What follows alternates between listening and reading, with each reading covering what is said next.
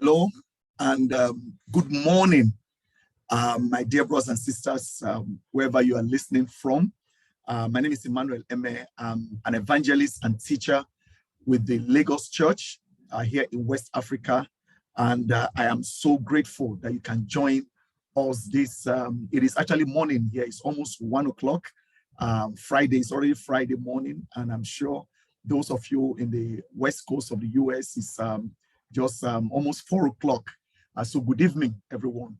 I would like to say a special thank you to my dear brother and colleague in the ministry, Gilbert Kimeng, for moderating this class, for asking to moderate this class. I guess his job is even more important than my job, because this is a recorded video, and in the event where I don't show up, Gilbert will have to show up. So Gilbert, thank you so much for doing such an excellent job. Today, I'm going to be sharing with us the title of the paper I'm presenting today is the teaching and practice of fasting in the Bible and early church, controversies and clarity. Controversies and clarity on fasting. Obviously, it's an extensive study that I did. One of the papers that I wrote for my master's course in the Rocky Mountain School of Mission and Theology. So if you want the full copy of that thesis, please just send me an email. My email is there, or shoot me. If you're on WhatsApp, just shoot me a WhatsApp message requesting for the paper on fasting, and it's going to be delivered to you prompto. Okay. Now, what led me into this study? Before this study, something led me in my inquest into this study. It was over about maybe like 15 years ago, or there about 15 years ago, in the Lagos Church where I am in. For the past, I don't know how many years, but for about like 17 years, every January we dedicate the month to prayer and fasting. We call the entire church, both in Lagos and all over Nigeria, to time of prayer and fasting. And it was during this occasion that I was traveling with some disciples. We were going for a funeral upstate, where travel is like our 6-hour journey. When I realized that one of the brothers in the ride, he was constantly drinking this malt drink. For some of you, if you're an African, you definitely know malt is a favorite of people here in Africa. So he took the first can, I believe. 2 hours later, he was drinking. So I leaned over. He was right in front of me. I leaned over. I said, "Bro, are you not fasting?" And he said, "Sure, I'm fasting." I said, I keep saying you pop those can. He said, no, this is liquid. He said, this is liquid. Fasting, you don't eat. You don't eat food. So this is like 15 years ago or more, 15 years ago. So that was actually where I began my inquest into this, study on fasting. Long before it became a thesis paper for a master's course, I began my study right after then. So the question is, so why explore fasting? There are 3 reasons I came up with why I'm exploring this. In fact, after my exploration, I preached. I remember, preaching a class. I went around some of the regions in Lagos, and I began teaching on fasting. I remember one response one of the brothers gave me in one of the regions. One of the brothers came to me and said, "Emmanuel, this sermon should have been preached before we started fasting," because the brother found out that what he was doing was far from what the Bible prescribed. But there are 3 reasons why I decided to go into this. One, because fasting in the spiritual discipline list, it makes every list. Now, not every list identical. I'm going to be sharing that with you shortly. But fasting is one that makes every list. So that's one. Number 2 is very controversial. Everybody seems to have what they think fasting is. And finally, it is the least practice amongst all the spiritual gifts. Is the least practice. So that that is why I think we need to look at the subject of fasting. Now, from my thesis, when you get my thesis, It's just a simple flow. There's introduction. I question what fasting is. First, you have to clarify by definition. I have to clarify what fasting is. I took an overview of the use of fasting throughout the Bible, and I'm going to share how I was able to accomplish that. I looked at every passage in the Bible where fasting appears, from the Old Testament to the New Testament. Then my fourth chapter was the use and teaching of fasting in the ministry of Jesus. Then, of course, in the New Testament. Then I now focus on special passages and controversies, which this paper actually goes ahead to talk about. So controversies before the conclusion. Now, here are the methodologies that that I employ. Since the theme of this teachers conference is the art of scripture reading. How do you read the scripture? How do you interpret the scripture? It's very, very key that we'll ask ourselves those questions. Now, the process of drawing meaning out of a text is called exegesis. So I have to exegese. The opposite is eisegesis. Eisegesis, you are reading meaning into it. So for this assignment, for this paper, I had to look at the historical context of this subject matter, look at it in history, because it's also embedded in history. I look at textual and linguistic criticism, where you look at the etymology of the word, like the word fasting, what does it mean? I looked at the cultural context by which fasting was practiced in the Bible, both in the Old Testament and the New Testament. Then, of course, the religious context also.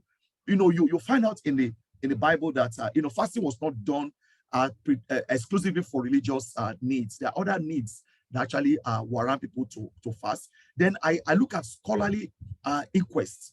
I read several theses, doctoral theses, book, not just novel kind of books, not books, textbooks with sectarian bias. I want you to watch out for textbooks that have sectarian bias. But what I focused on was on scholarly inquests, scholarly materials on the subject matter, and of course applying common sense. The easiest tool that I had when I began this talk was a concordance. You need a concordance. That's where you can find words. There are exhaustive concordance and there's complete concordance. Then of course a Bible and a very good dictionary, preferably a Bible, a dictionary. I looked up every word that is close to the word fast. I looked up every word from the concordance. Every word like fast like plural, food, fasting, fasted, hunger, hungry, eat, everything. I had to look at them one by one because that is what gives you an overview. Let me stop at this point, pause at this point, and just quote from one of my favorite authors, Richard Foster. In fact, Richard Foster's book, The Celebration of Discipline, is considered the classic. There's almost no way you will study the spiritual disciplines and you will not be advised to read Richard Foster book. A bit archaic, a little bit, but fantastic read. Richard Foster writes, he said, they are not, talking about the spiritual discipline, he said they are not classic merely because they are ancient, although they have been practiced by sincere people over the centuries. The disciplines are classical because they are central to experiential Christianity. That is what he said. They are very central to experiential Christianity. Now, talking about the numbers of this discipline, all the authors I've read, they all not disagree, but they all have their own counts. From 3, by Roheiser, to Steve Kinnard's and Foster's 12. Even though 2 of them, only agree on 7. But the remaining are just worded, differently, to Dallas Widler's 17. So it doesn't matter which book you read on spiritual discipline, fasting always comes in. Now, it will be interesting for us to find an ancient book, maybe in the Bible, that tells us exactly how to fast, what to eat, what not to eat, how to break. I mean, today you Google it, you will be told, oh, this is what you should eat before you fast. Few days before you start fasting, start eating this. Shortly before you break your fast, you don't have that kind of book.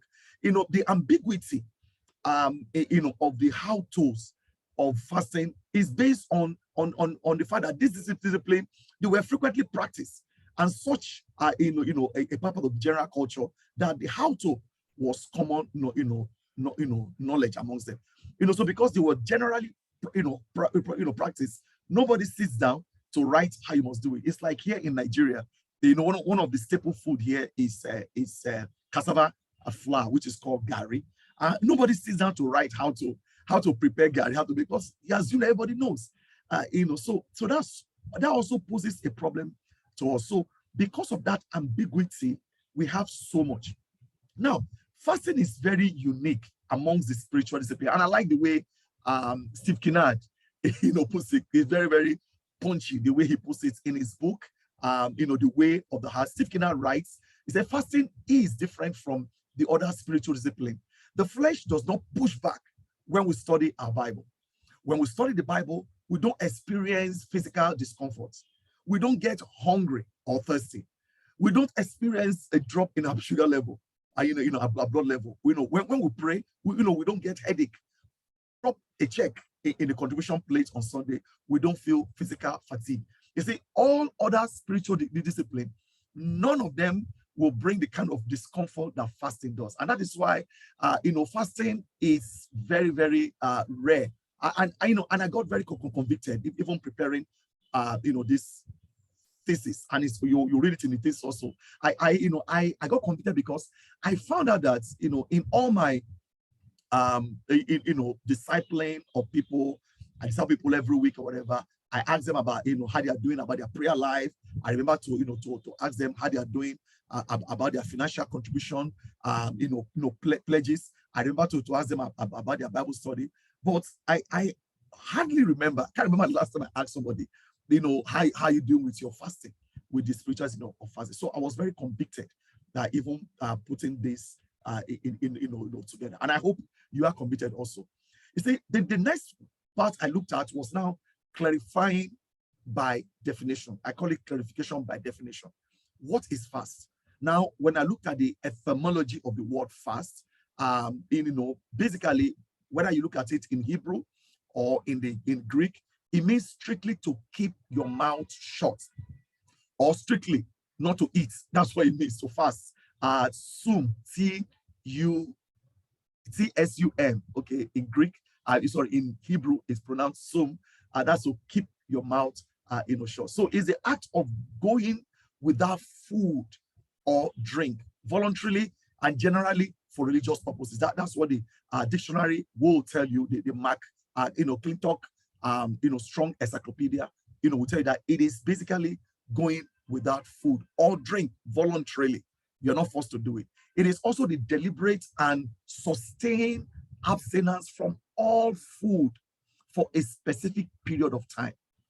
Now, also fasting, however, could also be done for other reasons, which we're going to be looking at. It was sometimes done as a sign of distress. We see that throughout the Bible, a sign of distress, a sign of grief or penitence. So it's not every time that people, fasted that they are fasting for religious purposes. You'll find out in the Bible.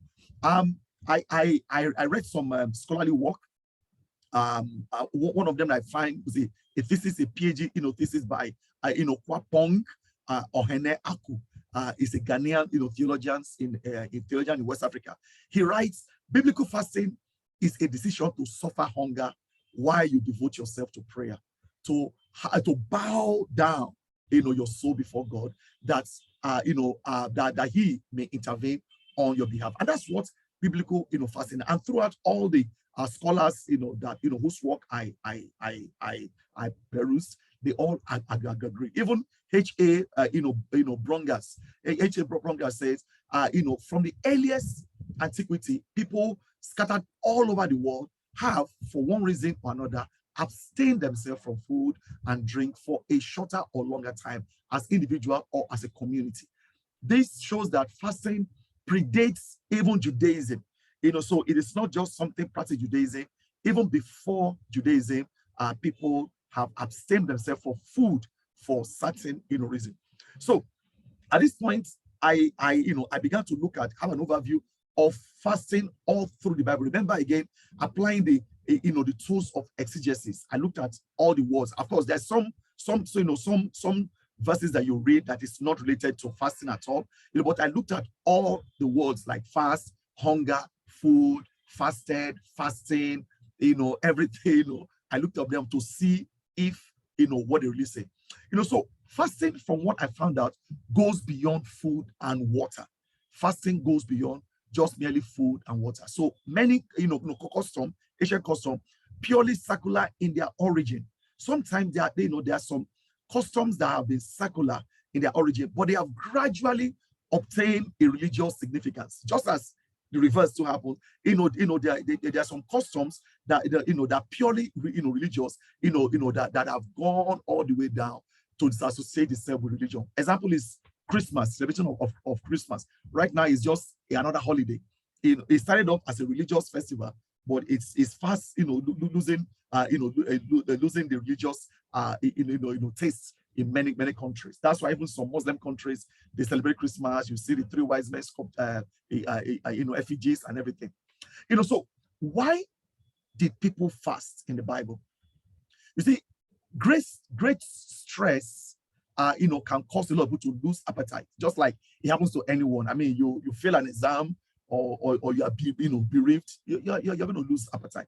The last thing you think about is eating. So I looked at examples of Hannah, who was greatly distressed because of her childlessness. I looked at the violent anger can cause somebody to lose to lose appetite for food. Example is Ahab. When Ahab he was heavily displeased when he wanted Naboth vineyard, and so he didn't eat. So fasting originally is a natural expression of grief. Father, that originally is actually a natural expression of grief. David demonstrated that when Abner died, he fasted. Even when his enemy died, he fasted. If you look at the book of Psalm 35 talks about that. So people fasted for various reasons. For example, John the Baptist is taught his disciples to fast, but Jesus never commanded his disciples to fast while he was around. So he told them that he was a bridegroom, that how can the guests fast when the bridegroom is around? In other words, he's saying that as long as he's around, there's no need for disciples to fast, but disciples will fast, which of course, when he now began to give injunction on how to fast, he said, when you fast, not if you fast. He began to tell them what they must do during fasting, because he will not be with them forever. So fasting was also done. It's a manifestation of a state of distress of the person supplicating, a state of distress. In 2 Samuel chapter 12, it suggests there's a kind of an appealing for a deity, during what do you call it, a funeral custom. When somebody dies, people will fast. David defended his fasting before and not after the child dies. When the child was very sick, the child, he had with Bathsheba, he was fasting. But after the child died, he just got up and began to eat. So that means, his not eating was related to, his begging God, pleading with God at that time when the boy was very sick. So his fasting was intended to make his petition effective. You'll see examples of that if you compare like 1 Kings 21-27, Ezra 8, Esther 4, the famous fast of Esther, to make his petition very strong. Now, occasionally, and please, forgive me, I'm going very fast, but when you read my paper, you get a lot of these, citations and a lot of these, scriptures and everything. So occasionally, fasting was, proclaimed on a national scale.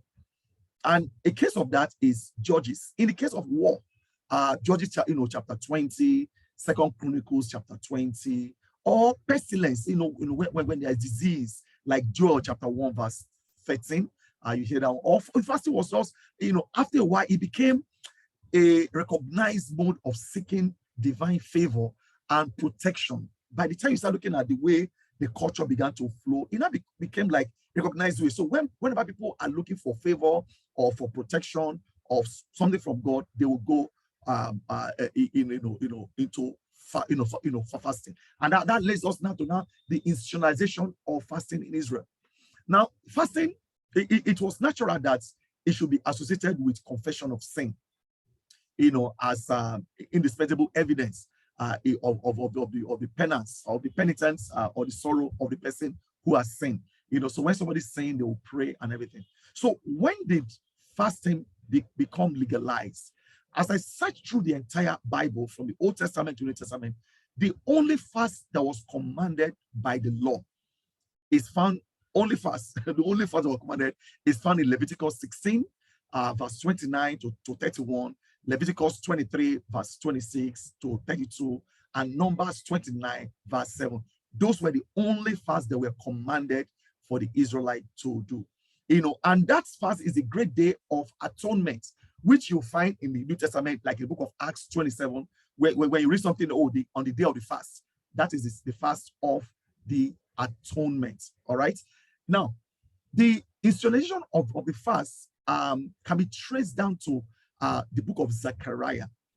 Even though Zechariah didn't tell us what they were called, the book, Zechariah was a response. Chapter 7 and chapter 8 especially, was a response to an inquiry, after the Israelites that went on, that went on captivity had gone back home. Those Israelites who remained in captivity wrote back to Zechariah and the Israelites, should they continue, the fast they do every 5th month? So that was what they were inquiring. So Zechariah now in his response, Zechariah now let us know that there are actually 4 fasts. They had the fast of the 4th month, they had the fast of the 5th month, they had the fast of the 7th month, and the fast of the 10th month. And we don't know what those fasts were. The only thing that Zechariah rebuked them, that all these fasts, they were like, should we continue the fast we've been for the past 70 years? Zechariah said, no, you need to turn that fast to Thanksgiving. Now, the 5th fast that became institutionalized, that we find, is the fast of Esther.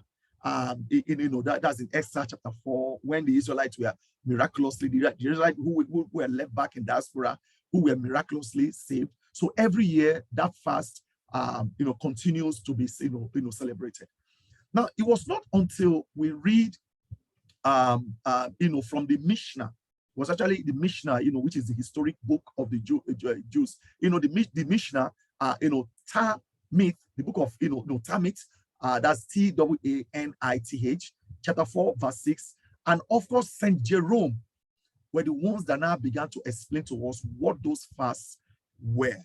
The 4th month fast, the 5th month, the 7th month, and the 7th. They now explain to us that, the fast of the 4th month, was basically the marking of the golden calf by the Jews. It commemorates the making of the golden calf by the Jews. The fast of the 5th month commemorates the decree that those who had left Egypt, should not enter Canaan. That is Numbers chapter 14, verse 27. Then the fasting of the 7th month, it also commemorates the complete sacking of Jerusalem by Nebuchadnezzar. You find that event in 2 Kings chapter 25. Then finally, the fast of the 10th month, basically to the receiving, to commemorate the receiving by Ezekiel and other captive in Babylon of the news of the destruction of Jerusalem. If you read Ezekiel chapter 33, verse 21, you'll find that event. So these were the fasts. Much later, these 4 fasts were now, they were not Christianized. They were not Christianized, by the church, actually by the Roman bishop known as Callistus, 225 AD. What he did was now to separate the 4 seasons of the year, and he now distributed them. So in other words, he kind of destroyed their Jewish style and now made them seasonal fasts. And many Christian organizations today are still following. And of course, the fast of Esther, that's the instance was given. That's one instance where an individual fasts under the influence of grief, vexation, anxiety, and on became a national fast. So all through we will see other instances where individuals fasted for their own good. Whether it's a David, whether it's a Saul, whether it's a Samuel, people fasted on their own. So when did people fast? So when do they fast? At what time? People fasted based on my research. People in the Old Testament era, they fasted at various times and for many other reasons. For example, in time of war, people will fast. When loved one dies, we see people fast. When their loved one, is sick, they'll fast. When they sought God's favor, when they're faced with impending danger, they'll declare fast. So fasting became something that was used to commemorate certain calamities as observed during the post-exile period. Actually, during the post-exile period, they began to use it to remind themselves of some of those calamities, the sacking of Jerusalem, or near calamities like the rescue of the Jews in diaspora during the time of Queen Esther. They began to use it to celebrate, but initially it was never that way. So just like what happened with anything good can be abused, and those fasts became very abused. They were abused, and one of the most intense lashing out of God against some people is found in the book of Isaiah chapter 58. You read Isaiah chapter 58. We don't have time to read that. You'll see where God said, is this the kind of fast that I want? God said, this is what I want to do when you fast. So what's the length of fast? The shortest fast I've seen in the Bible, probably the fast of Daniel. He fasted for one night, but usually it's one day. 1 Samuel 14, 2 Samuel 3, fasted for one day. Then you see 3 complete days. See the 7-day fast of 1 Samuel 31:13, 2 Samuel 12:16. Then the extreme 40 days fast of Elijah, and that one is miraculous, by the way. It's the only person who in the Bible, sorry, Elijah and Moses, the only person again who repeated that was Jesus. And I dare say they were probably divinely assisted, because it is hard to survive after 2 weeks without water, which some people can say maybe they had some water. And of course, you don't do that kind of fast and you are moving around and burning energy. Usually they stay in one place.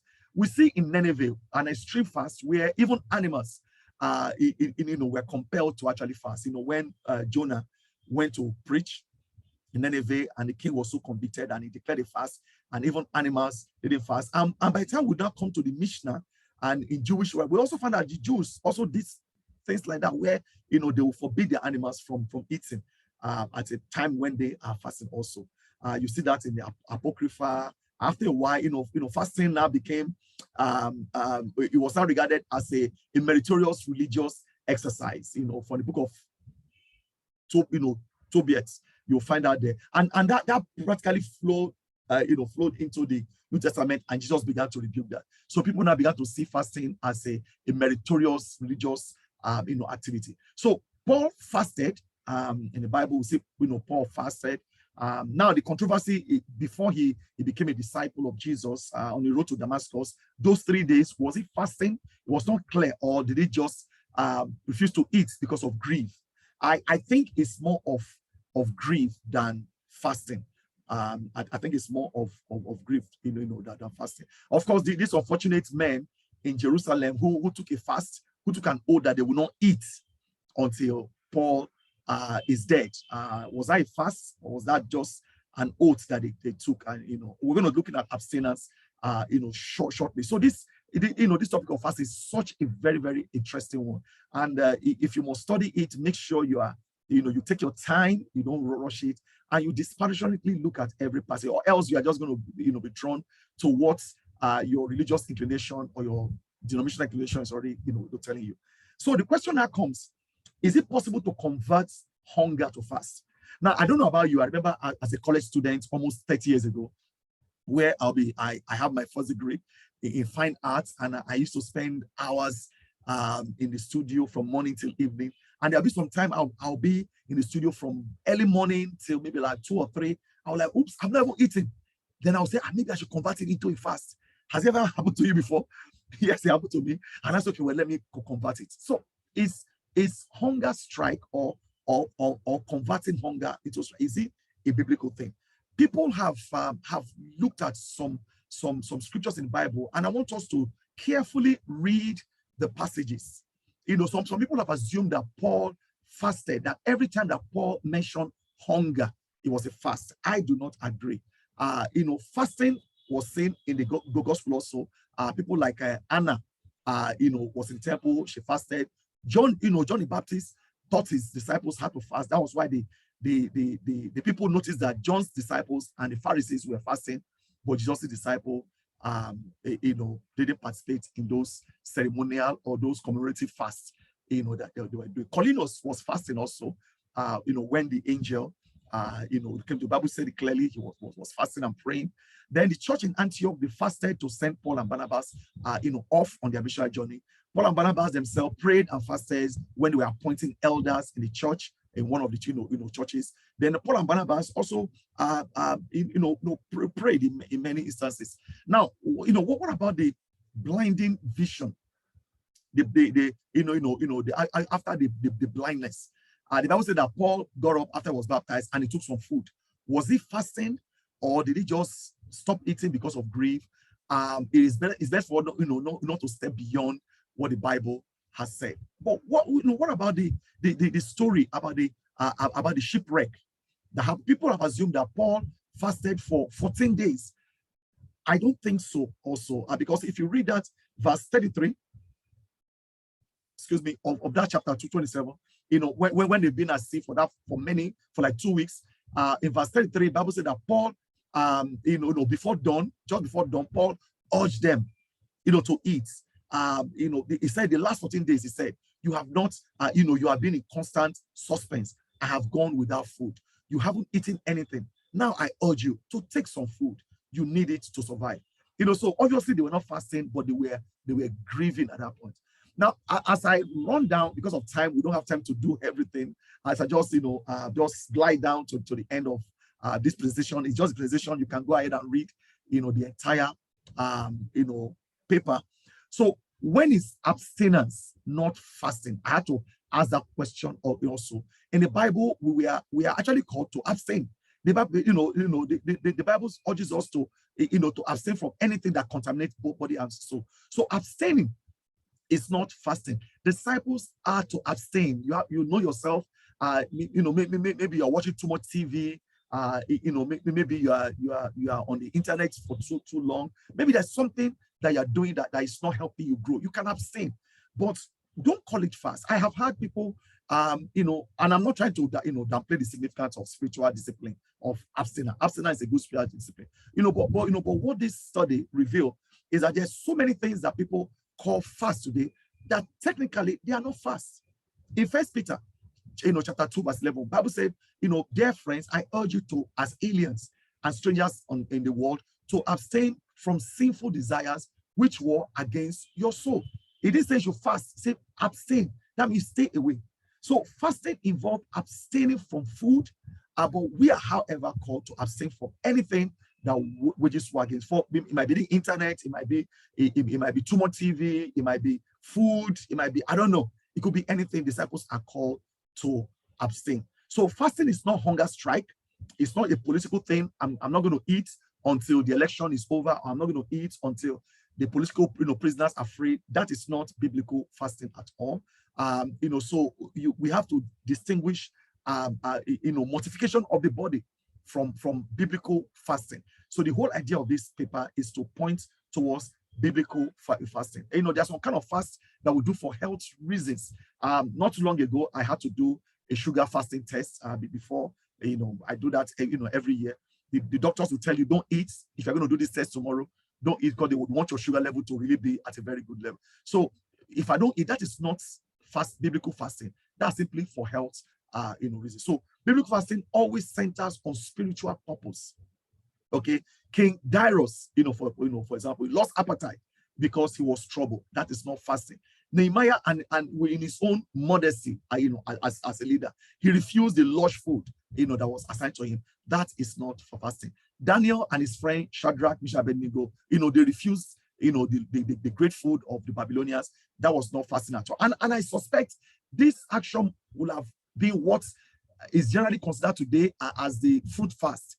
People come and say, oh, I'm going on a fruit fast. Really? I'm only going to eat bananas, I'm going to eat mangoes and apples, and that will lead me to, to another controversy that I'm going to be talking about right now. When is food not food? Okay, so I'm just going to raise up. So it brings me back to where I began. So my inquisition, my inquest into this topic of fasting, like I said, began when I observed a disciple who was also fasting, and he was feasting on this. So I now I got a bottle of Malta Guinness, and I began to read what constitutes it. And this is what I found. It said it's a non-alcoholic adult, premium soft drink full of vitalizing goodness with added vitamins, mineral, slow burning sugar for longer lasting energy that fuels your greatness. And it's also saying it is non-alcoholic adult premium soft drink. It is wholesome nourishment for the finest natural ingredients. Then here, I now looked at the back and I found, so what constitutes this drink? And here are the things that I found. So within a bottle of malt, here are the things that you found: carbonated water, sugar, maize, barley, sorghum, coloring, herbs, stabilizer. So what's the nutritional information? Energy 2.7, 2. He has about 64, calories there. He has, protein 0.3 grams, carbonated, carbonates of which sugar is 16 grams. It has 16 grams of sugar, 13 grams of carbohydrates, 0.001 fats, and. So you could see that what my brother was taking is actually food. So it is called food drink. So biblical fasts are usually, abstinent from food. But food is defined as nourishment. Food, food is not just something you chew. If you swallow it, it's not food, right? No. Food can easily, be defined as nourishment. Anything that nourishes you is called food. And food can come either in solid, semi-solid, or liquid. Now, the last controversy I would like to tackle with right now is a very interesting one. Let me go ahead and share my screen. It's a very interesting one. I've often heard, I was, had a discipling time with a brother one time, and during this same period of fasting of the Lagos church, and the wife, so I asked them, so how's your sex life going? How's your physical relationship going as a couple? And this brother told me that he hasn't had any for about a month. And the question was why? He said because he's fasting. That was what he said. So, and that reason is based on just one passage of the Bible. And I looked at over 27 translations of the Bible, over 27 translations. I only found this translation in this way only in 4. I found it in the King James Version, the New King James Version, the Webster Bible, and the Young's Literal Translation. What does it say? In 1 Corinthians 7:5, it says that you, okay, let me start from the beginning. He said, defraud ye not one to another, except it be with consent for a time, that ye may give yourself to fasting and prayer. And I see that also used in New King James Version to fast and prayer. But unfortunately, it's never appeared in any other translation I've seen, in over 27 translations. So what did I do? I have to now go to now consult, what do you call it? The Greek version. And here, and I encourage him what I want to do, the word for word translation of in the Bible. And if you take a look at it here, and of course, the footnotes that you find in the Strong's, number 9999, is that this word was added by the translators for better readability in the English. There is no actual word in the Greek text. There's no word there. So the word fasting and was added there. It was never there. So the whole idea of, oh, husband, do not refuse your wife, or wife not refuse your husband, except for fasting and prayer, is actually based on an error. Now, because in the NIV, it simply reads, so that ye may devote yourself to prayer. And that is what I see. everywhere else. Then come together again so that Satan will not tempt you because of your lack of self-control. So fasting is not the mortification of the body. I want to close here by quoting from Richard Foster. Richard Foster writes, he said, what will account for this almost total disregard of a subject so frequently mentioned in scripture and so ardently practiced by Christians throughout the century? Two things. First, Richard Foster says, first, fasting has developed a bad reputation as a result of the excessive ascetic practices of the Middle Age. With the decline of the inward reality of Christian faith and increasing tendency to stress only the things left, that is the outward form developed. And whenever there is a form devoid of spiritual power, law will take over, because law always carries with it a sense of security and manipulative power. Hence, fasting was subjected to the most rigid regulation and practice with extreme self-mortification and flagellation. Modern culture reacts strongly to these excesses and tendency to confuse fasting with mortification. So that is what is happening. I wish I could go more, but there's so much that we can talk about. But this way I'm going to stop. Maybe we can take some Q&A at this time. I've already done I don't know, maybe like 40 minutes gone. So this is the teaching and practice of fasting in the Bible and early church, controversies and clarity. Again, to request a copy of the of my paper, please just send me an email, shoot me an email, or just send me a WhatsApp message and I'll get back to you. At this point, I'm going to be handing over to my dear brother Gilbert Kime, who will be moderating the class. And hopefully I'm going to be there also to answer your question. God bless you all. Bye.